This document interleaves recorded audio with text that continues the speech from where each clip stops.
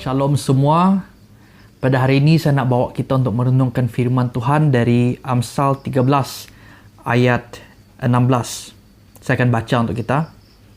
Orang cerdik bertindak dengan pengetahuan, tetapi orang bebal membeberkan kebodohan. Orang cerdik di sini adalah orang yang berakal.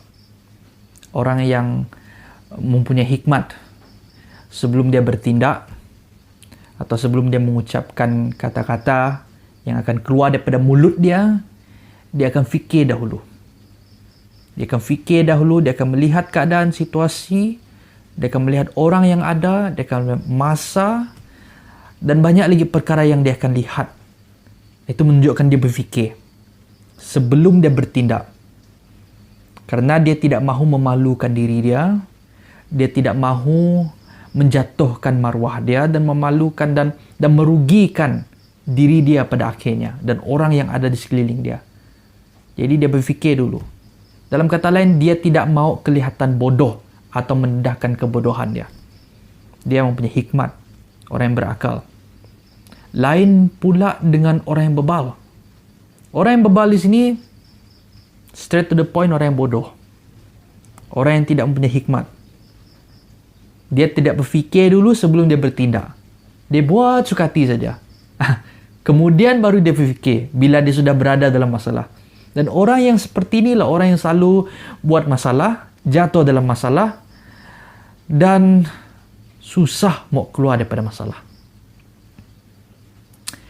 Kalau kita lihat keadaan kita pada hari ini, memang kita belum lagi dapat keluar daripada rumah. Kita juga tidak berjumpa dengan orang ramai seperti yang kita lakukan dahulu berapa tahun yang lepas di gereja atau mungkin di tempat-tempat yang lain. Jadi kita mungkin fikir orang tidak akan dapat melihat kita, menilai diri kita, tindakan kita dan sebagainya. So fine, senang. Tapi kita perlu ingat, hari ini kita hidup di dalam zaman yang moden dari segi teknologi. Saya pasti banyak daripada kita mempunyai akaun di dalam media sosial. Sama ada Facebook kah, Twitter kah, Instagram, TikTok, WhatsApp, WeChat, Telegram, Snapchat. Kita boleh senaraikanlah banyak lagi media platform yang ada pada hari ini. Kita harus hati-hati kerana di sanalah orang dapat melihat dan menilai kita. Terlebih lagi bagi kita yang suka mendedahkan atau post kehidupan seharian kita. Tidak salah. Tetapi kita harus fikir dulu apa yang kita post, betul ke tidak? Apa yang kita nak katakan, apa yang kita nak tulis dan type di sana, betul ke tidak?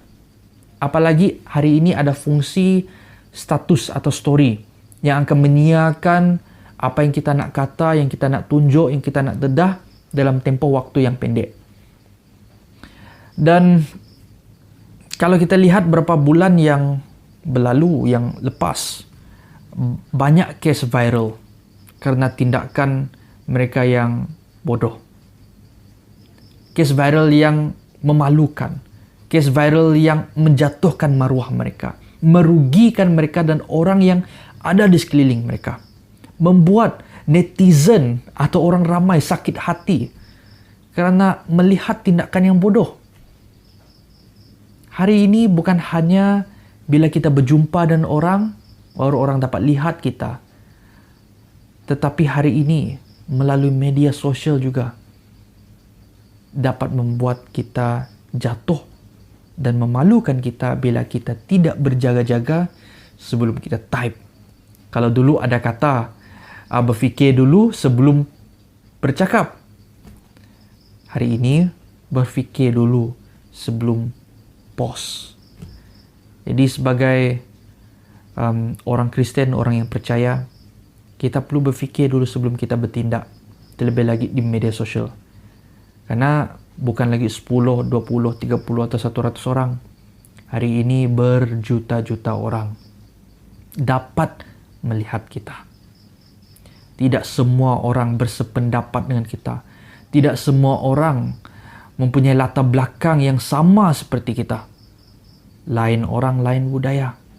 Walaupun rambut sama hitam, tetapi hati lain.